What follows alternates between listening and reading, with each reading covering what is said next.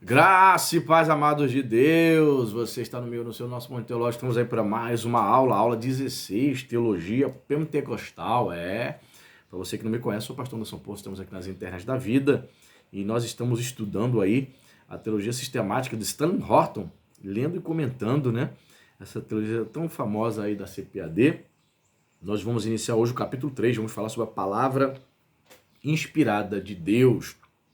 Tem irmãos que me perguntaram, pastor, quando o senhor começar a dar aula, diz aí qual é a página que o senhor está, que eu estou acompanhando junto. Maravilha, que bom estarmos estudando juntos, né? Página 65, tá bom? E desde já, antes que você esqueça, dê o like. Se você não é inscrito no canal, convido você a fazer parte da família Point. Se inscreva aí, ative o sininho da notificação para você receber as aulas, os reviews, as novidades, dicas teológicas, os nossos encontros, as nossas lives, toda segunda-feira, 19h30, com a permissão de Deus. E meio de semana a gente faz aí lives aí, muitas vezes lives surpresas, né? De sexta, quarta, sexta, quando dá para entrar, né? Eu sou pastor, tenho outros compromissos, né? E quando me sobra um tempinho, eu venho e dedico aqui ao canal, tá bom? E peço a você que deseja ser o apoio do nosso canal, essas aulas têm abençoado a sua vida, você tem sido abençoado, tem edificado a sua vida e a vida de outros. Aqui embaixo nos comentários tem um link do Apoia-se. Olha, somente R$5. R$5 dá menos de $1, né? O dólar tá 5,70, daí papo de 89, 88, por aí, menos centavos de dólar, né? Você poderá estar abençoando o nosso canal, né? 5, 10, 15, dentro das suas possibilidades, obviamente. E é um ministério, né? Então, se você entende que pode ser usado por Deus para abençoar nosso ministério, entra lá no link do Apoia-se, abençoa nosso canal mensalmente, torne-se apoiador. Fazendo isso, vamos colocar você no nosso grupo do WhatsApp, que não é um grupo do WhatsApp para debate teológico, para briga, contenda, nada disso. É para ali trocarmos ideias, contarmos as novidades, colocarmos ali os Black Fridays nas promoções, dicas de livros que a gente talvez nem conheça. É uma benção o grupo lá, certo? Já até comprei um livro, vou sortear para eles, né, mesmo não tendo alcançado a meta financeira, porque nós temos uma meta. Quando batermos a meta, você vai ver quando você entrar lá no link do Apoia-se, quando batermos a meta, vamos sortear todos os dias, ou melhor, todos os meses, né? Todos os meses um livro para os apoiadores, né? Eles abençoam o nosso canal, a gente procura fazer um agrado, né? Vamos procurar fazer esse agrado em nome de Jesus. E peço a sua força também, aqui embaixo também tem nos comentários o canal Atos do Espírito, né, que é o nosso canal de música, aí minha filha Letícia louvando ao Senhor. Vá lá, se inscreve, compartilha o vídeo lá, uma canção que nós fizemos, uma produção bacana. A pessoa que nos produziu e que filmou e nos filmou lá no clipe, também produziu a Lulu Milpídio, a Malu Paiva, pessoas profissionais que nos abençoaram lá. Tá bom? Então vamos lá. Palavra de Deus, palavra inspirada de Deus, John Hingis. Diz assim aqui a John Hingis, né, que é o articulista. Só lembrando, não foi Stan Horton que escreveu toda essa sistemática não, tá?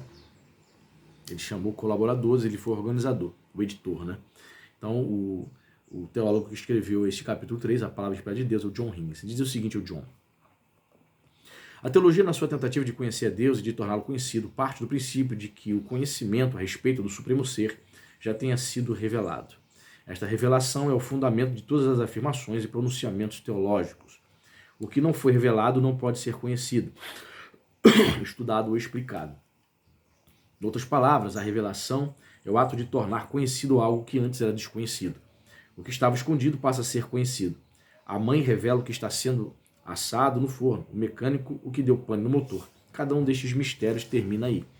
Embora a revelação ocorra em todas as áreas da vida, o termo acha-se especialmente associado à religião. Onde houver religião, aí haverá uma reivindicação de revelação. As questões da fé centralizam-se no fato de que Deus fez-se conhecido aos seres humanos. O cristianismo é a religião baseada na revelação que Deus fez de si mesmo, né? Isso é um fato, né? O próprio Agostinho de Hipona, né, teólogo, filósofo do século V, vai dizer isto, vai dizer que o homem só pode encontrar Deus mediante revelação espiritual. Se Deus não revelar, claro, temos aí um monergismo extremado de Agostinho, que não vai se coadunar com o sinergismo arminiano, certo? Porém, É fato de que, de certa maneira, certa medida, de fato, a palavra de Deus é revelada a nós, Jesus Cristo nos é revelado por meio do Espírito Santo, né? Quando nós vemos ali a declaração de Pedro, né? Tu és o Filho, Cristo do Deus vivo, a declaração de Pedro, né? A declaração messiânica acerca de Jesus, o que Jesus vai dizer? Bem-aventurado és tu, Simão Bar-Jonás. É interessante, ele não chama de bem-aventurado és tu, Pedrão. Não. Ele vai chamar pelo bar, né? O termo bar aramaico é filho. Bem-aventurado és tu, filho de Jonas, ou seja, o pai de Pedro, a gente descobre por esse texto, que chamava-se Jonas, Yohanan. Né? Então note que bonito. Bem-aventurado és tu, Bar Yohanan, filho de Jonas, né? Bar Jonas. Que quem te revelou todas essas coisas, no caso que eu sou o Messias, não foi carne nem sangue, filho de Jonas, mas foi meu pai. Meu pai. Ele ocultou essas coisas aos grandes e revelou aos pequeninos. Caramba. Ou seja, era uma palavra de consolo para a igreja, né? Primitiva, quando esse evangelho originalmente foi escrito. Porque a igreja ela era perseguida pelos grandes. Então, a maior parte da igreja era composta de pessoas humildes, pescadores, escravos, né? No Império Greco-Romano. Então, a ideia de Mateus revelar isso, escrever essa fala de Jesus, é de que os pequeninos, aqueles que eram humildes, aqueles que não eram grandes aos olhos do mundo, esses tinham um maior privilégio, que era a revelação de que Cristo era o Messias, a revelação de que ele era o Salvador e que ele nos tinha alcançado, né? Bacana. O que mais diz aqui? Quarto parágrafo diz o seguinte: a Bíblia emprega vários termos em grego e hebraico para expressar o conceito da revelação. O verbo hebraico, galá, significa revelar por meio do ato de descobrir ou de arrancar alguma coisa que cobre. Isaías 47:3. Frequentemente é usado no tocante à revelação comunicada que Deus faz de si mesmo às pessoas. Certamente o Senhor Deus não fará coisa alguma sem primeiro revelar o seu segredo aos seus servos, aos profetas. Amós 3:7. A palavra grega apocalipse, revelação, está associada a esta ideia, tornar conhecido o Evangelho. Paulo afirmou que não recebeu o Evangelho mediante instrução humana, mas pela revelação de Jesus Cristo, conforme em Gálatas 1:12. Outra palavra também que aparece no Novo Testamento, né, a própria palavra mistério, né, do grego mysterion, né, que na Bíblia, na teologia de Paulo, mysterion, mistério, é algo que estava oculto aos olhos dos homens, da humanidade, mas tornou-se revelado. E aí, esse mistério que estava oculto tem duas explicações. Você pode tornar em uma, né? Esse mistério oculto é o próprio Filho de Deus que veio ao mundo e a sua própria mensagem, o Evangelho, as boas novas em si. Então, o mistério que estava oculto aos olhos daqueles que viviam sob a antiga aliança, a aliança mosaica, mas que foi revelado a nós na nova aliança, por meio da pregação do Evangelho. Deus revela o seu Filho a nós. Ok? Garganta um pouco irritada, me perdoe porque já gravei uma outra aula aí antes. Oliver Boswell alega que a palavra apocalipse, né, termo grego, literalmente significa tirar o véu, né? Pode ser usado a respeito de pessoas ou de objetos, mas que usualmente refere-se a alguma verdade revelada. Por outro lado, é Deus quem manifesta ou mostra, né, do grego phaneru, revela a si mesmo. Então, é outra palavrinha utilizada no Novo Testamento do grego para revelar alguma coisa, tem apocalipse, revelação, né, literalmente revelação. E outra palavra, quando Deus quer mostrar algo, é a palavra phanerô. Daí vem a palavra phaneros, que significa manifestação. Ou seja, Deus se manifesta, Deus se revela através da phaneró. Manifestação. É uma palavra utilizada também quando se refere à parousia, a volta de Jesus. No dia da manifestação do Filho de Deus, uma referência à sua volta, seu retorno. O termo também para a vinda de Cristo é a palavra grega parousia, que significa retorno, vinda, volta, né? Uma referência à volta, segundo a vinda de Cristo. A revelação, em outras palavras, envolve não somente informações a respeito de Deus, mas a revelação que Deus fez de si mesmo. Isso não significa, porém, que devemos rejeitar a revelação proposicional e preferir a existencial. Pelo contrário, a revelação a respeito de Deus é crucial para o conhecimento de Deus. Através de suas palavras e ações, Deus torna conhecida a sua pessoa, seus caminhos, valores, propósitos e o seu plano de salvação. O alvo final da revelação divina é que as pessoas venham a conhecer a Deus de modo real e pessoal. Embora a revelação divina esteja frequentemente limitada ao desvendamento que Deus faz da própria pessoa, em atos ou palavras, pode ela também ser considerada a concatenação maior de eventos revelados. Essa definição da revelação divina incluiria a reflexão e a inscrição, registrar a revelação na forma escrita, pelos escritores inspirados, o processo da canonização desses mesmos escritos e a iluminação pelo Espírito Santo daquilo que Deus de fato revelou. Interessante, né? Então, vamos lá. Revelação. Quando você começa a estudar a Bíblia, principalmente nos primeiros livros, ali Gênesis, a revelação não se dá por meio escrito, mas de forma direta. Deus chama Abraão de maneira direta. Certo? Abraão, eis-me aqui, Senhor. Uma revelação direta. A partir do momento que temos aí a vinda, né, o surgimento de Moisés, Deus também se revela para ele também de forma direta, na sarça ardente. Eu sou Deus dos teus antepassados, de Abraão, Isaac e Jacó, né? Tira as sandálias dos pés, porque essa terra é santa e tal. Então o que você começa a observar? Que a partir de Moisés, a revelação que o Senhor vai enfatizar, que é o que se enfatiza até os dias de hoje com maior intensidade, obviamente, é a revelação escrita. Foi Moisés que vai escrever o Pentateuco, certo? Conforme a tradição judaico-cristã. Obviamente, os liberais discordam dessa teoria de que teria sido Moisés o escritor de Pentateuco. Para os acadêmicos liberais, existem vários autores, no mínimo quatro, para dizer que escreveram o Antigo Testamento. Mas isso é outra questão, outra história. Então, a revelação escrita. Moisés vai escrever o Pentateuco, certo? Vai deixar registrado para nós aí, Levítico, Números, a história, né, da peregrinação de Israel, a libertação de Israel do Egito, a peregrinação no deserto.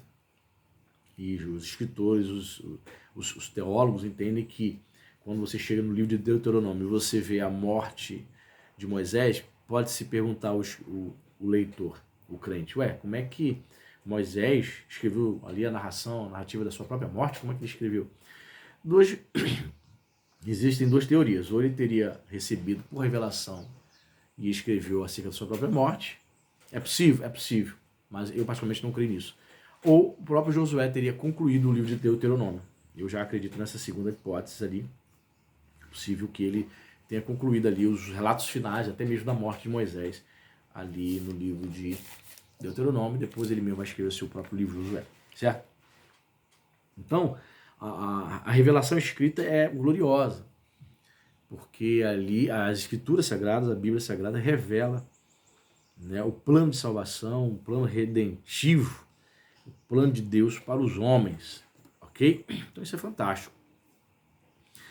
Claro, né, os historiadores, sociólogos, antropólogos, filósofos vão dizer que, por exemplo, o Antigo Testamento seria apenas a história religiosa de um povo, que seriam os hebreus, né? O Novo Testamento seria apenas ali um querigma, um discurso religioso dos primórdios da igreja. Nada ali seria um padrão para se seguir nos dias de hoje. Claro que nós não cremos dessa forma. Nós entendemos que a palavra de Deus é a palavra inerrante, inspirada e é a revelação de Deus aos homens. A revelação de Deus ao gênero humano. No conceito de um Deus que se revela está inerente à realidade de um Deus que se encontra plenamente cônscio da própria existência. Cornelius Van Til descreve o conhecimento que Deus tem de si mesmo como analítico. Conhecimento que não é obtido mediante referência a algo que existe fora da pessoa que o exerce. Fecha aspas para o nosso querido Cornelius. O conhecimento que Deus tem de si mesmo não proveio de comparar-se ou contrastar-se com algo fora de si mesmo. Deus possui em si mesmo todo o conhecimento desde toda a eternidade. Portanto, todos os conhecimentos que qualquer criatura finita poderia ter de Deus, quer a respeito dele, quer a respeito do próprio universo criado, teriam de depender da revelação de Deus. Certo? Então, temos aqui já uma descrição filosófica, né? Deus é portador, Deus seria o portador de todo conhecimento. Certo? E se aos homens é dado conhecer coisas, dados, a respeito de si mesmo, a respeito da natureza, a respeito das ciências, tudo isso é porque Deus permitiu. Deus permitiu e isso vem de Deus. Né? Se você imagina todo o conhecimento vasto que existe no mundo sobre matemática, sobre filosofia, sobre botânica, sobre fauna, flora, todos os detalhes da história da humanidade, de todas as civilizações, de toda a cultura, nenhum homem conseguiria adquirir tanto conhecimento. Mas homens, em vários pontos, né, da história, em vários momentos da história humana, em várias regiões do mundo, você vai perceber homens que são gênios, que são super inteligentes, mas não existe esse homem que domina todas as ciências de maneira tão soberba. Por mais que ele seja um cara extremamente fora do normal, fora de série em termos de cultura e erudição. É interessante, né? Você vê um cara que é especialista em matemática, um físico como Albert Einstein, um gênio militar, um gênio político, um gênio da aviação. Todo esse conhecimento subtende-se que parte de um ser que é infinitamente sábio. É Deus revelando, Deus permitindo que o homem alcance essas coisas. Né? O Deus absoluto e eternamente consciente de si mesmo tomou a iniciativa de se tornar conhecida a sua criação. A revelação que Deus fez de si mesmo foi um autodesvendamento deliberado. Ninguém forçou a Deus a se tornar conhecido, ninguém o descobriu por acidente. No ato voluntário, Deus fez-se conhecido aos que, de outra forma, não poderiam conhecê-lo. Emil Brunner, né, teólogo aí da neo-ortodoxia, entende que a autorrevelação divina é uma incursão de outra dimensão, trazendo conhecimentos totalmente inacessíveis às faculdades naturais que o homem possui, a pesquisa e a descoberta. Pois é, não se pode, não se conhece a Deus de maneira epistemológica. Como assim, pastor, epistemológica? Episteme, a palavra episteme significa conhecimento, né? Na filosofia estuda, né, epistemologia. Não se consegue achar Deus num laboratório. Não se consegue descobrir ou provar por meios de laboratoriais e por meios de experimentos. Não se consegue provar a existência de Deus, não. Aliás, Deus nem faz questão disso, que seus servos tentem provar sua existência. Porque servir e crer em Deus é um ato de fé. Na verdade, nós temos que compartilhar a mensagem, aquele que crê, todo aquele que crê será salvo. Não é todo aquele que conseguir provar a existência dele é que será salvo, é todo aquele que acredita. Crer é confiar, é simplesmente acreditar na palavra dele. Então, toda tentativa de se provar, né, eu fiquei sabendo aí nos anos 70, nos anos 80, já li artigos sobre isso, que cientistas, né, se unindo a religiosos, tentando provar a existência da alma após a morte, tentativas de se provar de que até mesmo o corpo, quando alguém... Olha só, a viagem. A tentativa de que uma pessoa pesa, por exemplo, 70 quilos e 500 gramas. Olha só os experimentos do cara. Tá sem assunto, não tem o que fazer. Quando a pessoa morre, pesa 70 quilos e 500 gramas. Aí eles tentando, assim que a pessoa morre, falece, eles pesam a pessoa para ver o peso da alma. Agora ela pesa 70 quilos e 495 gramas, então a alma teria 5 gramas. Como diria aquele meme, que viagem, velho. Então, esse tipo de experiências, para provar a existência de Deus, para provar a existência do espírito, da alma, essas questões não podem ser provadas por meios experimentais, tá? Por meios epistemológicos. Ela pode ser até discutida, como foi discutida em Tomás de Aquino, como foi discutida e até hoje discutida com teólogos / filósofos, ela pode ser discutida de maneira filosófica. Tomás de Aquino criou as 5 vias da existência de Deus, né? Depois você pesquisa na internet aí, 5 vias da existência de Deus de Tomás de Aquino. Ou seja, é uma maneira, de uma forma filosófica de tentar provar a existência de Deus por meios filosóficos, argumentos filosóficos. Não por meios epistemológicos, não através de experimentos, não tem como. Por quê? Porque Deus ele precisa se revelar ao homem. Isso é bacana, isso é tremendo. Tremendo.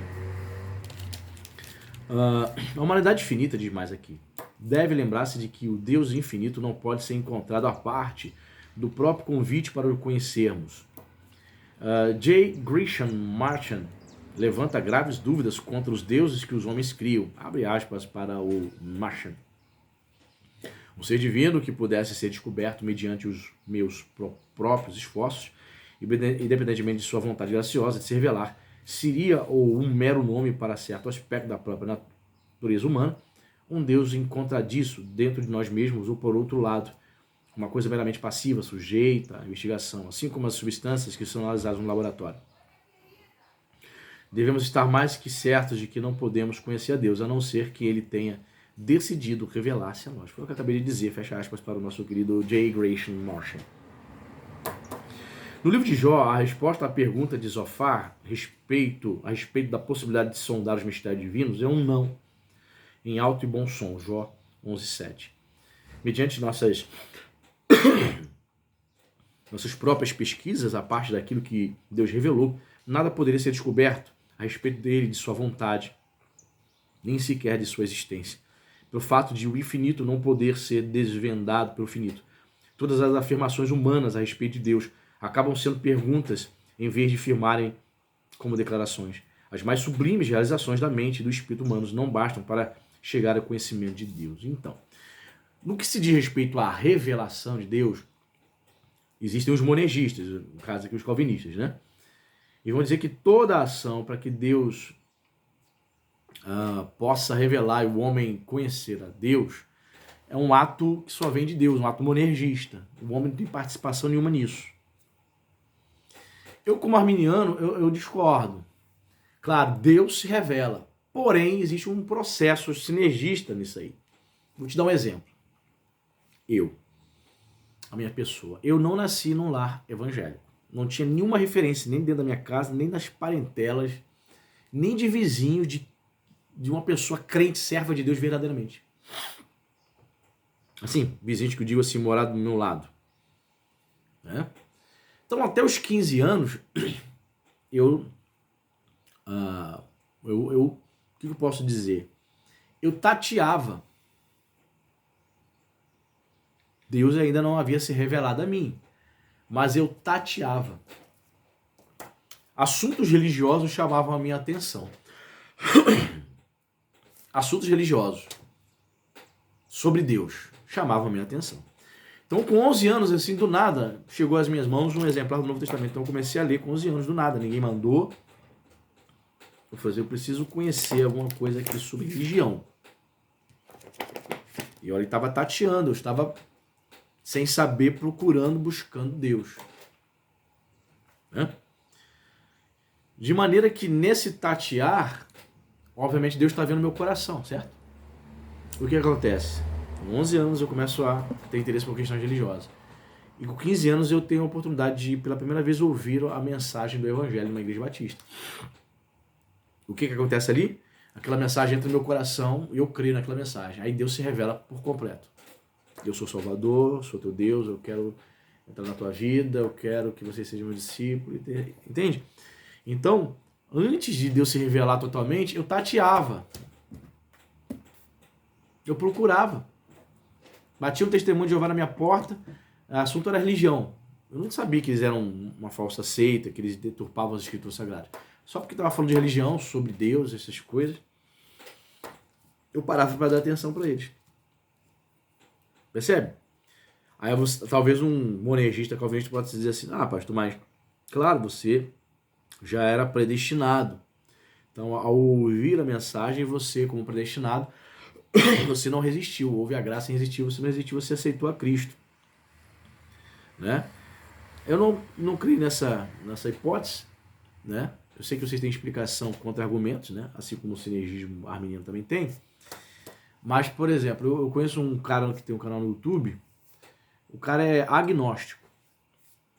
O cara é inteligentíssimo, domina sobre religião, fala sobre crítica textual, tem um conhecimento vasto sobre crítica textual, sobre manuscrito, sobre história, sobre religião.